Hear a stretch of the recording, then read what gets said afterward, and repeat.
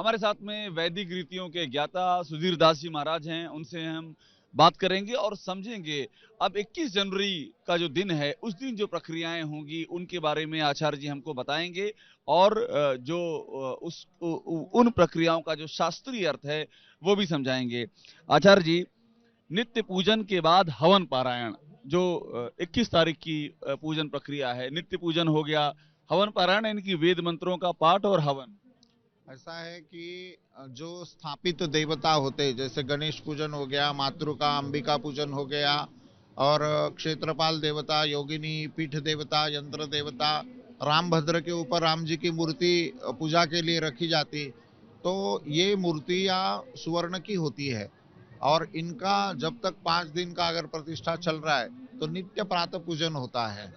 तो वो प्रातः पूजन हो गया जी। फिर हवन पारायण। जी, हवन जो है, अभी जैसे जो पीठ देवता, यंत्र देवता स्थापन हो गई है, कहीं कुटीर होम है, कहीं अन्य होम है, तो वो पर्याय होम उसका नाम होता है। प्रतिष्ठा में पर्याय होम दिए जाते, वो होम का ये कर लेते, ग्रहों का हवन होता है। तो इस तरह से हवन की प्रक्रिया रहेगी। जी। पारायण में चतुर्वेद, जो 4 वेद के लिए जो ब्राह्मण लाए, जैसे हम लोग यजुर्वेद से है, मेरे भाई भी अंदर है, तो चारों वेद का पारायण आरंभ होगा। आचार्य जी, मूर्ति स्नान के पश्चात 114 कलशों के औषध युक्त जल से स्नान। 81 था, अब 114 कलश। ये स्नपन विधि इसको कहा जाता है। जैसे आज 81 कलश से स्नान हो गया, तो कल उर्वरित जो कलश है उससे जो स्नपन विधि होता है, उसमें भारत से दिव्य जो औषधि है वो औषधि उसमें रखी जाती है और औषधि का स्नपन विधि होता है। इसके बाद है महापूजा और उत्सव मूर्ति की प्रासाद परिक्रमा। पहले महापूजा बताएं। उत्सव मूर्ति तो वो मूर्ति है जो जो अस्थाई मंदिर में विराजमान है, तो महापूजा पे। हाँ, महापूजा जो है, जब भगवान की पहली पूजा उसमें कही जाएगी, तो महापूजा में अंतर्मातृका, बहिर्मातृका, पुरुष सूक्त से न्यास किए जाते। न्यास करके भगवान रामचंद्र जी का सबसे प्रिय जो अनुवाक है, जिसको पुरुष सूक्त बोला जाता है, पुरुष सूक्त जो है, तिरुपति में भी उससे पूजन होता है। पुरुष सूक्त से पूजन होगा। पुरुष सूक्त से पूजन होगा महापूजा में। उत्सव मूर्ति की प्रासाद परिक्रमा। जी, तो ऐसा है कि भगवान की मूर्ति की नगर परिक्रमा होती है। अगर उसमें अगर अभी यहाँ तो भीड़ भाड़ इतनी हो गई तो बाहर मूर्ति निकल नहीं सकते, मंदिर परिसर की परिक्रमा। परिसर में हो गया तो हो गया पूरा। बाद है शय्याधिवास, ये बहुत ही महत्वपूर्ण है क्योंकि एक दिन बचा है। जी, शय्या दिवस ऐसे है कि देवता शयन के लिए जाते हैं, तो बाकायदा वहाँ तख्त बिछाया जाएगा, गद्दी रहेगी और पिलो रहेगा, पिलो के नीचे दरब रहेंगे, और भगवान को वहाँ सुलाया जाएगा।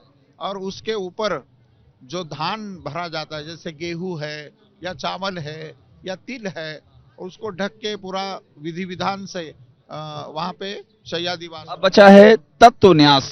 जी, तत्व जो है, तत्व का जैसे संस्कृत में जो अल्फाबेट्स है, मतलब क छ ट त प वर्ग, मतलब क ख ग घ न छ छ ज ज न ट ठ द द न प फ ब ब म, इस तरह से जो भी अल्फाबेट्स है, वो हर अल्फाबेट्स का एक तत्व होता है। वो तत्व का न्यास, जैसे अकारम शकारम नसामी, तो ये भगवान को वहां पे तत्व न्यास होगा। जी। महान्यास और व्याहृत होम। जी, महान्यास जो है, जैसे राम जी का जो भी मंत्र लिया गया होगा, महान्यास में अंतर मातृका, बहिर्मातृका, पुरुष सूक्त इत्यादि से वापिस न्यास भगवान के किए जाते हैं। और व्याहृति होम, तो व्याहृति जो है, जैसे ये इतना बड़ा कार्य कर रहे हैं, तो जैसे कंडी को हम जला रहे, या लकड़ी जो है, समिधा जो है, उसको जला रहे, उसके अंदर जैसे कोई कीड़ा आ गया तो वो अग्नि में डाल दिया, जल गया। जैसे पंडित लोग स्वाहाकार दे रहे हैं, तो आहुति जो है कुंड के ऊपर नीचे गिर गई जमीन के ऊपर, तो दोष है। तो इस तरह के जो दोष है, मुक्ति। दोष मुक्ति के लिए कोई त्रुटि नहीं हो, इसलिए जैसे प्रायश्चित स्वरूप व्याहृति का हवन होता है। न्यास का अर्थ क्या होगा? जो महान्यास होता तो न्यास है, न्यास का न्यास का अर्थ है अक्षर मातृका से स्वयं को पहले रामो भूतवा रामम यजेत, हम स्वयं राम बन जाए और राम की पूजा करें। न्यास से न्यास से शरीर की शुद्धि होती है। आत्म की शुद्धि होती है, चित्त की शुद्धि होती है। और ऐसी चित्त शुद्धि के बाद में हम लोग जो है राम जी का पूजन। अंत में है रात्रि जागरण, इसका जरा आशय समझाएं। रात्रि जागरण, रात्रि जागरण का समझाएं। हाँ, अभी रात्रि जागरण में कहीं स्तोत्र का पाठ होगा, मंत्र का पाठ होगा, और जो स्तुति है, जैसे राम सहस्त्र नाम है, विष्णु सहस्त्र नाम है, या कोई पुराण पुरुषोत्तम का जप होगा, इस तरह से करके वहां जागरण में संपन्न हो जाएगा। बहुत धन्यवाद बात करने के लिए। आचार्य सुधीर दास महाराज हैं। सारी वैदिक परंपराओं को उन्होंने शास्त्रोक्त तरीके से समझाया है और स्पष्ट किया है। जो प्राण प्रतिष्ठा का कार्यक्रम है वो अपने, जिसे कहते हैं, अपने शिखर की ओर पहुंच रहा है और सभी को उसकी प्रतीक्षा है। एवं जितेंद्र के साथ अभिषेक उपाध्याय, एबीपी न्यूज, अयोध्या।